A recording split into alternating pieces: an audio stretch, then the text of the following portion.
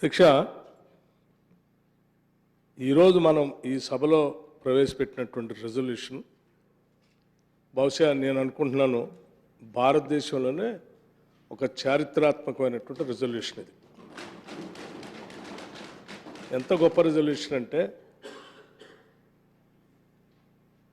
మా నాయకుడు రాహుల్ గాంధీ గారు చాలా సందర్భాల్లో ఈ దేశంలో ఉన్నటువంటి సంపద అంతా కూడా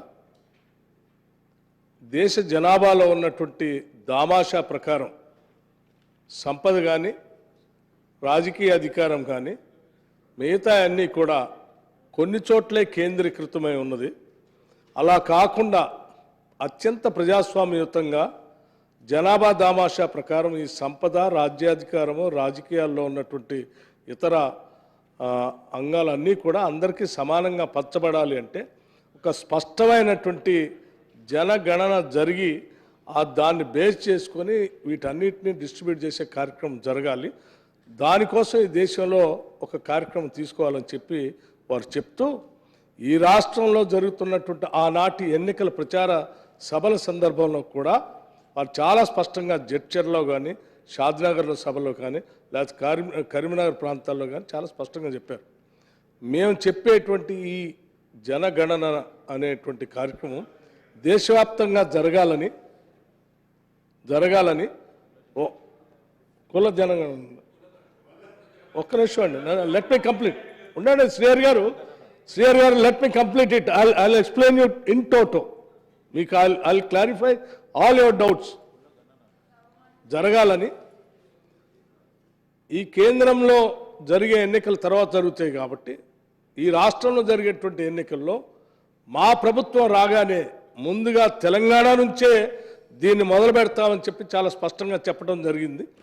దానికి ఆధారంగా దాన్ని మా రాష్ట్ర ప్రభుత్వం ఇక్కడ కేబినెట్ సమావేశంలో తీసుకొని కూలంకషంగా చర్చించి సభలో ఈరోజు ఆ తీర్మానాన్ని పెడుతున్నాం. దీని ముఖ్య ఉద్దేశాలు కూడా మా మంత్రి గారు గౌరవ మంత్రి గారు చాలా స్పష్టంగా చెప్పారు. ఈ రాష్ట్రంలో ఉన్నటువంటి, నేను మరొకసారి చదివి వినిపిస్తున్నాను అధ్యక్ష. This house resolves to take up A comprehensive door to door house hold survey socio economic. చదవండి సార్, మీరు చదివారు, నేను కాదంటలేదు, నన్ను కూడా చదవనండి, వినిపిస్తాను, మీరు వినండి. Socio economic, educational, employment, political and caste survey కుల గణన of entire